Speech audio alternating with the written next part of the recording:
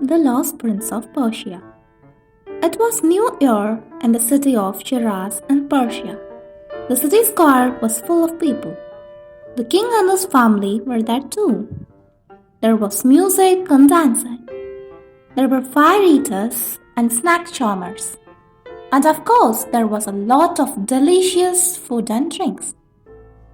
Suddenly, an Indian man appeared in front of the king. He had a beautiful horse with him. It was made of black wood. The Indian spoke to the king. Your Majesty, this is a very special horse. Really? Said the king. Why is it special? What can it do? It can fly, Your Majesty. When I press this little button on its neck, it flies up into the air and takes me where I want to go. Your horse is certainly a very special horse, said the king. I would like to have it for myself.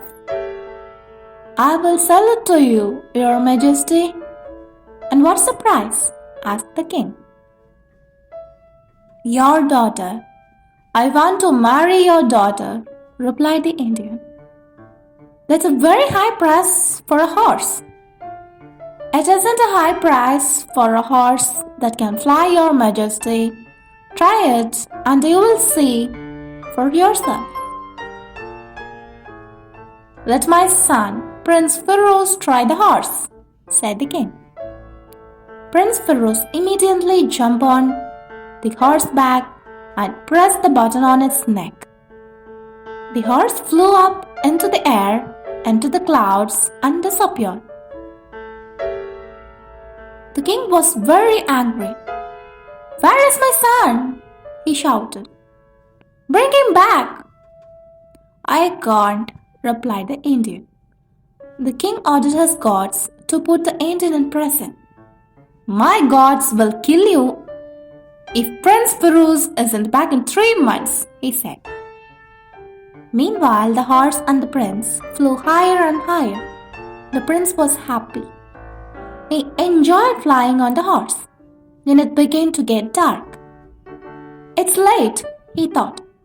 I must land. He looked carefully at the horse's neck and saw another little button.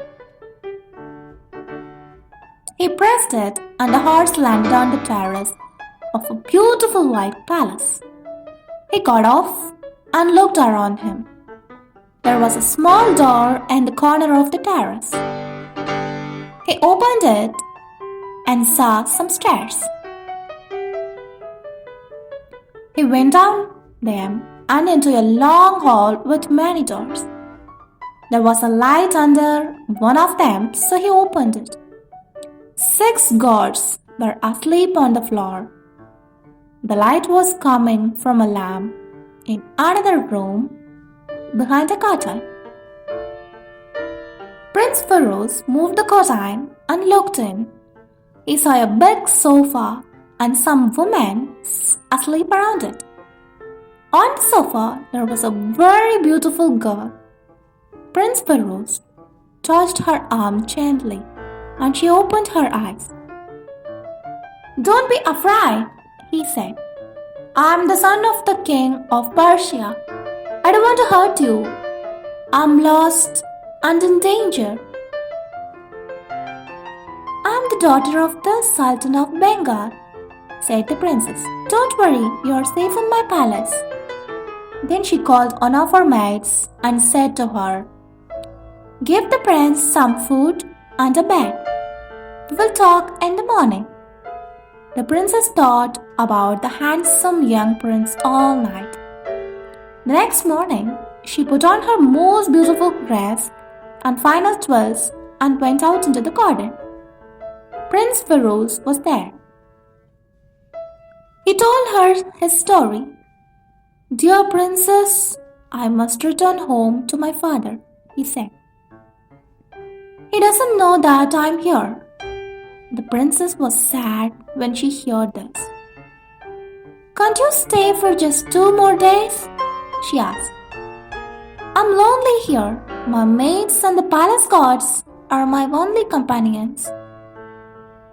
The prince looked at the sad face of the beautiful Prince of Bengal and decided to stay. The days became weeks and the weeks became months.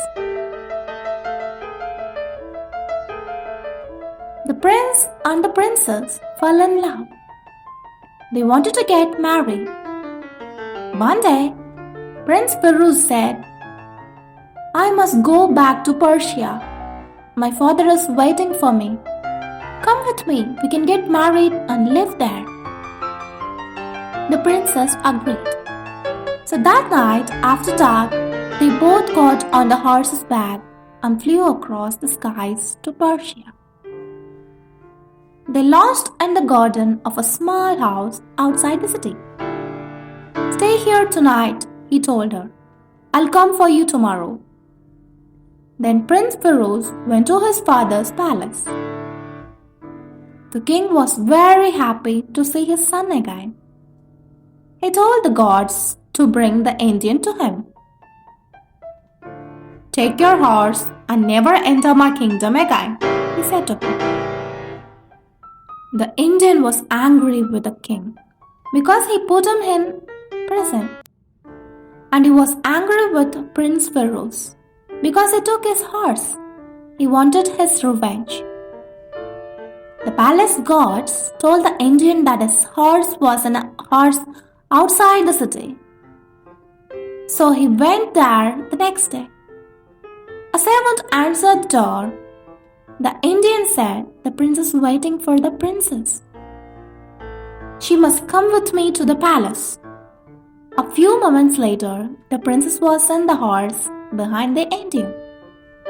They flew up into the air under the direction of the palace. The palace and the king looked up and saw them.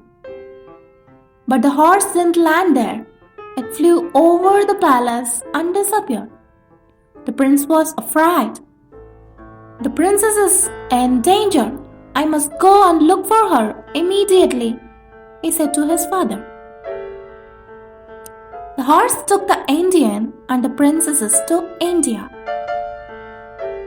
It landed in a forest near the Sultan of Kashmir's palace. The princess started shouting for help. The Sultan was hunting in the forest that day and he heard her.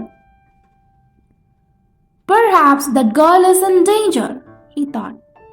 "I must go and save her." When he saw the Indian, he pulled out his sword and killed him. Then he put the princess on his horse and they rode back to his palace. Early the next morning, the princess heard a lot of noise outside her room. "What's that noise?"